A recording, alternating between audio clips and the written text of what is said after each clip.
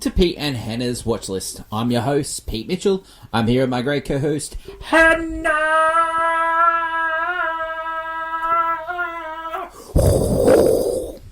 Yeah, hello people.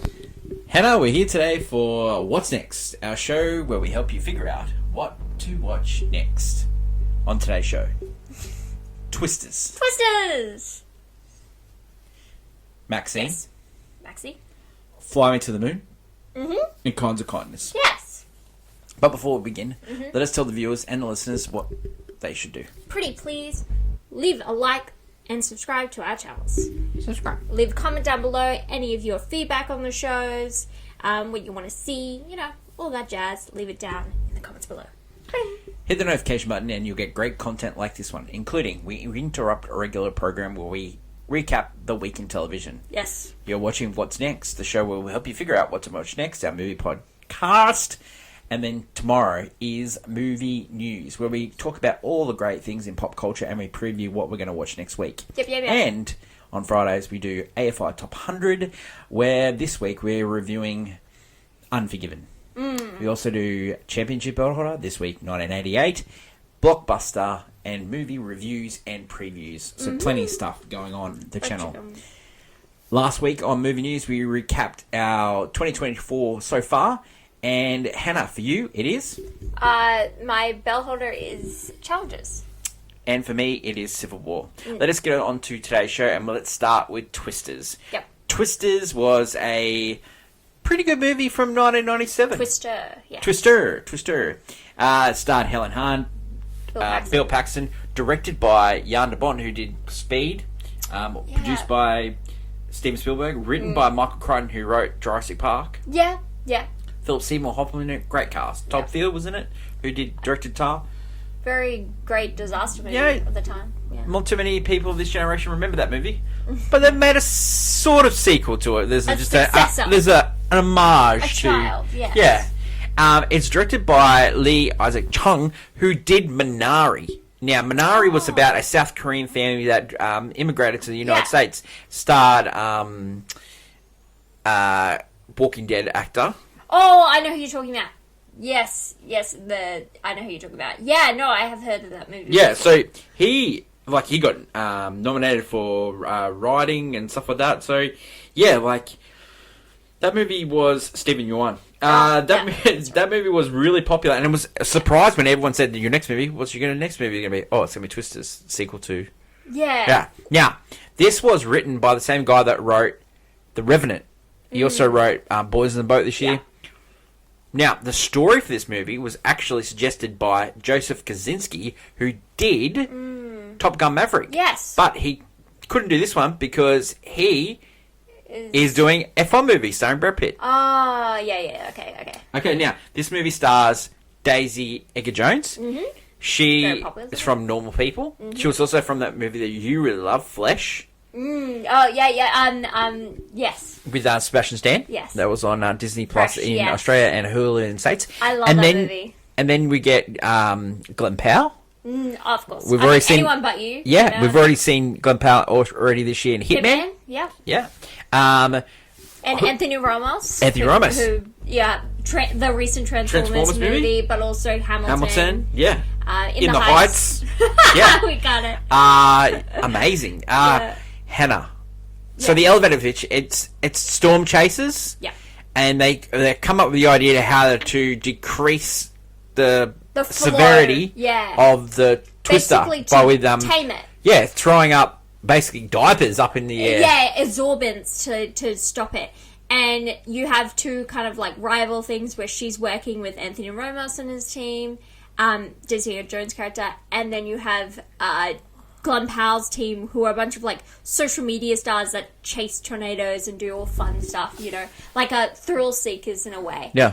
And you have you have them compete to chase these tornadoes in a way, and it's really thrilling in that aspect and really fun. Okay, Hannah. Yeah. Did you like this movie? I love this movie. This movie should so we've gotten a lot of these, successor movies at the moment. Even this year we had another Bad Boys movie. We had Axel F. The Fall Guy. Fall Guy is technically, a successor, but, you know, we have, like, a movie that... and Bad Boys 4. And we have... I just already said that. And we had Top Gun... Furiosa. We had Top Gun, right? Yeah, Top Gun Maverick. Yeah. And, you know, not all of them have been great. I think Maverick is the one that's the shining light. Unbelievable. It was a definitely successor, a great continuation of the story, you know, a moment in time, right? Mm-hmm. This one also feels like it's right up there with Top Gun Maverick. Yeah, well, I hope it's... I really hope it's successful.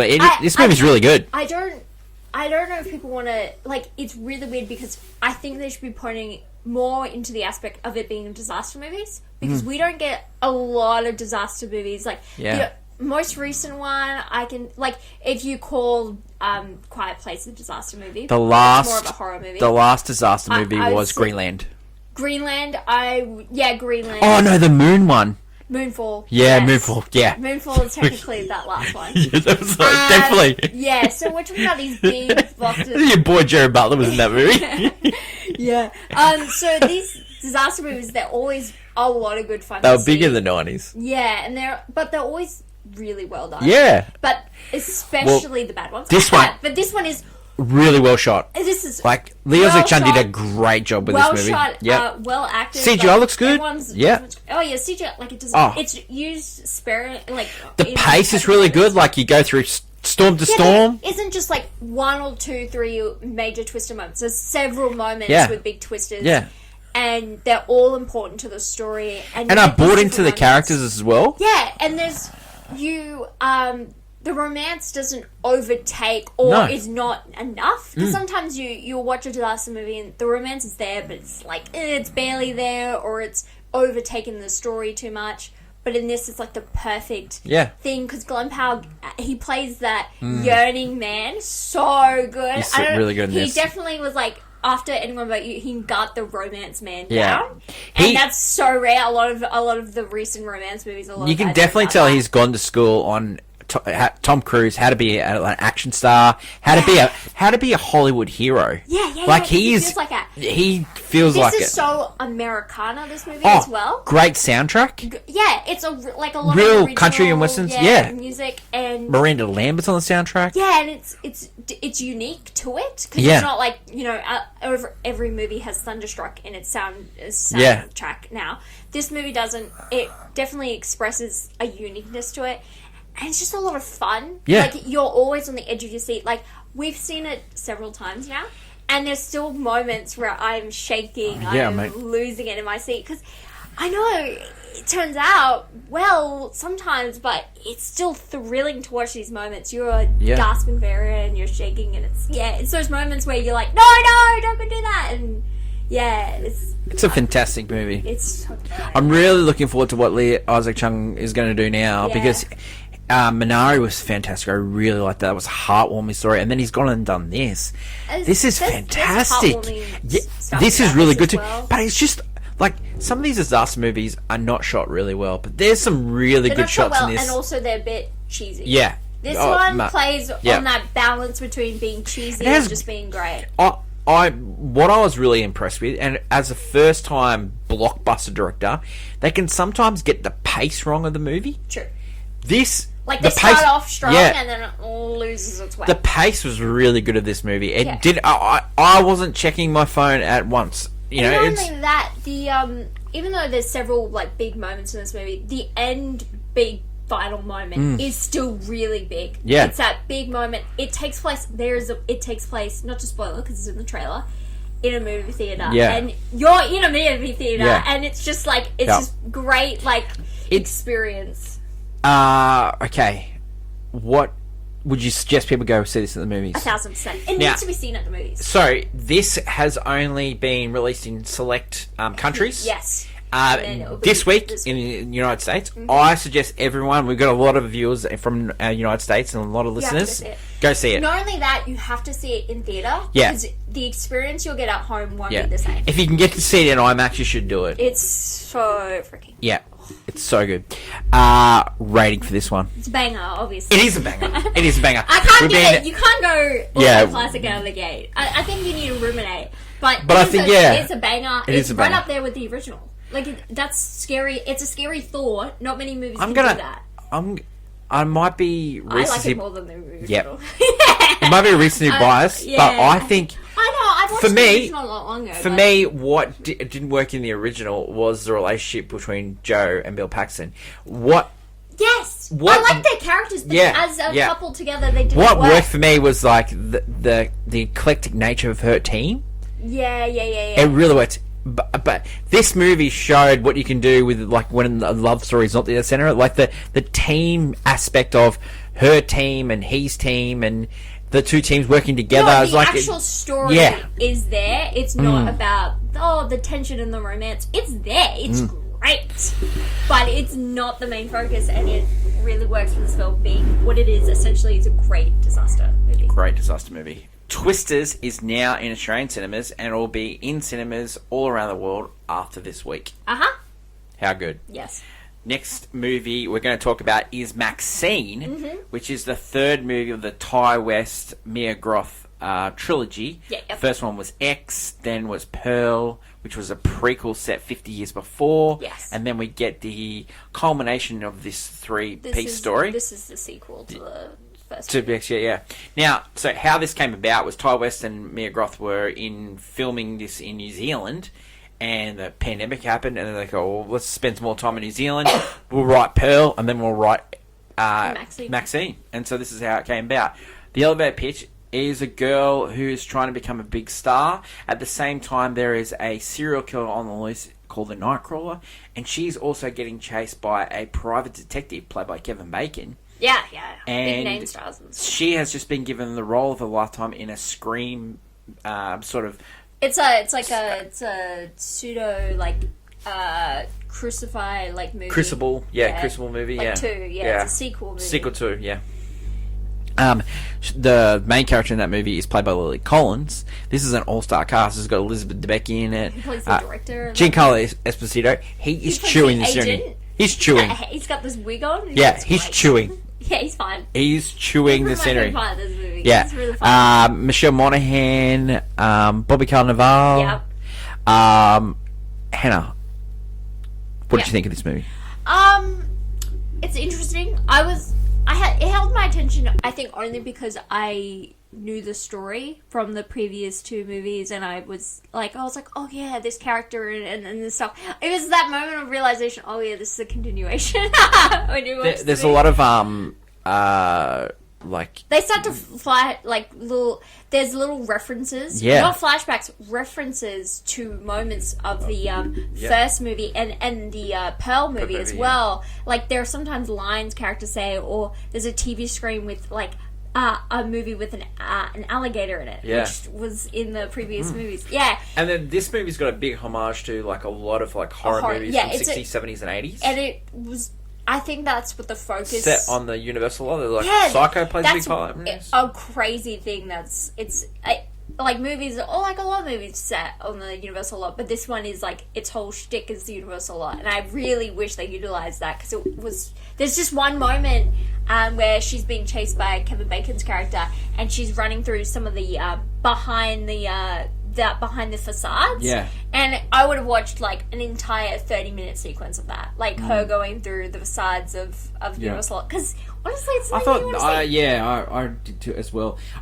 What got me was there was like this Nightcrawler, the serial killer that was going at a time, which is a true story.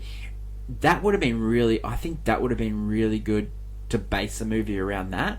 There's this other storyline with Kevin Bacon. That just didn't quite work for me. because it was supposed to line up the Nightcrawler and her, and they eventually the Nightcrawler and this other killer are doing the same thing at the same time. Yeah. But the killer who's going after Maxine is targeting Maxine, like anyone who's had a close relationship or With knows Maxine, her yeah. in some way, and who's crossed paths with her.